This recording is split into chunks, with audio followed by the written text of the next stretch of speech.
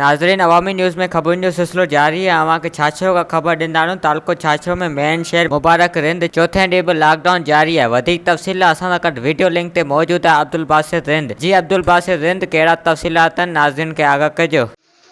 जी नाज़रीन, पूरी सिंध जियां थर पार्कर में भी चौथे ॾींहुं लॉकडाउन जारी आहे। थर पार्कर जे मुख़्तलिफ़ शहरनि मुबारक रिंद छाछरो में चौथे ॾींहुं भी लॉकडाउन जारी आहे। ऐं हिते पुलिस जा जेको गश्त आहिनि सो बार बार लॻाया पिया वञनि। पुलिस बार बार माण्हुनि खे इहो ई चई रही आहे त पंहिंजे घरनि में रहो ऐं साबुण सां पंहिंजे हथनि खे साफ़ु कयो। ऐं उन खां पोइ राति खां पोइ हिते बरसाति बि जेको आहे जाम अची वई आहे। ऐं बरसाति खां पोइ माण्हू जेके आहिनि पंहिंजे घरनि में महदूद आहिनि। जेकॾहिं कारोबारी मर्कज़ जी ॻाल्हि कई वञे त कारोबार सिर्फ़ु मेडिकल स्टोर, किराइनी मिर्चिज़ ऐं उन खां अलावा सब्जियुनि जा दुकान खुलियल आहिनि। अब्दुल बासित रिंद, अवामी न्यूज़, छाछरो।